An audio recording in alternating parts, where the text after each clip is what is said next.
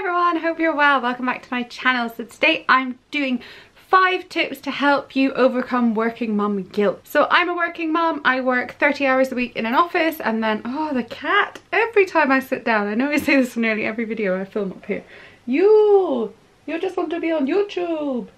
Yeah, I work 30 hours a week in an office, and then on top of that doing this blog and YouTube stuff. So I'm pretty much a full-time working mum, and I always have been. The only times I've been off at home completely is during my 2 maternity leaves. So yeah, I just thought I suffer with mum guilt, especially around working quite a bit, so I thought a video like this might be helpful to others. So tip number 1 is don't compare your situation to other people's situations.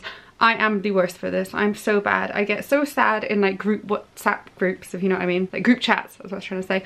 When people are like organising play dates, or people who work different hours than me, or people who don't work at all, are organising all these lovely things to do with their kids and each other during the week. I do really struggle with that, because I feel like not so much, well, of course I'm missing out, but more importantly I feel like my kids are missing out, and it just makes me feel that guilt. But everyone's different. Everyone has different sort of outlooks on life, or what they want to do, or whether an income is as important or needed or anything like that. Everybody has completely different situations and circumstances. So although it's very hard, it's best just to like stay in your own little bubble and not compare yourself to other people, and try not to get like the old rose tinted glasses on thinking that other people's situations are better than your own, because half the time they're not. You never know what's going on in other people's lives, and it's best just to be positive and grateful for what you've got. And yeah, and if you really are unhappy with it all, then change it, do something different. But if you're happy with working, then don't feel guilty about it, and don't compare yourself to other people's situations and feel guilty that you're not doing that all the time. And you just learn to make the most of the time you've got together and make weekends extra special. Tip number 2 is to focus on why you're working. So kind of mentioned in the last point,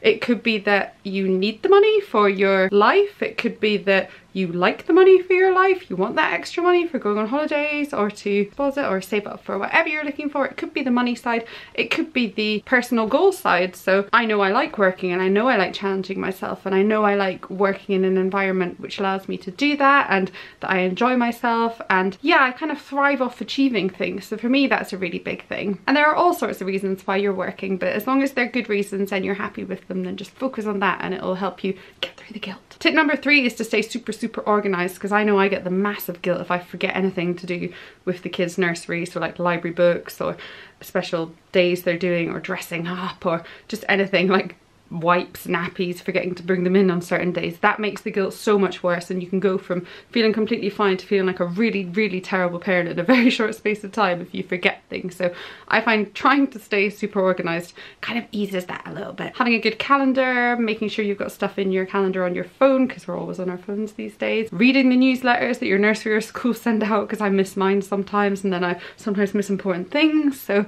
doing stuff like that, and just getting your partner involved as well, and remembering things. It's not all on you. So yeah. Tip number 4 is to accept that some people will always make you feel guilty no matter what you do, and you just can't win with them. So the best thing to do is just rise above it, and just sit up here looking down, smiling, and just grinning, and not being rude about it, and not trying to like have a debate or push your opinion of why you work on someone else. With people like that, sometimes it's just best to just smile and nod and let it go. There are just some people you can't win with, and I find that a lot in this kind of world, in this social media world, that there are a lot of opinions out there about working parents and working moms and working too much and this, that and the other. But again, if you're happy in your situation, then it's not anyone else's business. So just try to ignore them and rise above it. Tip number 5 is to know that it's okay to be sad sometimes, and you don't have to portray that strong, independent working woman, and you know, just all the time. I know it's hard sometimes to admit that you feel a bit bad about something, or having to miss something because of a meeting, or being away, or this, that and the other. And sometimes you feel like you can't be sad because you've made the choice to work. And sometimes if you're sad, it gives people a door to get in and be like, oh well, you know, if you're not happy you shouldn't be working, or this, that and the other. So you're allowed to be sad. Everybody's allowed to be sad in their situation. Stay-at-home mums have it so hard, and I'm sure there are days when people are like, oh, you're so lucky to be at home with the kids all the time, and in their mind they're going, oh, it's so hard and I can't do it. So everybody's allowed to be sad. Everybody's allowed to feel the way they feel and not be judged on it. Just, you know, we're all humans, we all have emotions, we all, especially with kids, like it's just that other level of emotion. So it's okay. It's allowed. You don't need to portray something all the time. And yeah, those are my 5 very quick tips on how to overcome working mum guilt. I'd love to hear if you have any others. Pop them in the comments below, and I hope you enjoyed this. Thanks for watching, and don't forget to subscribe, and I'll see you soon. Bye!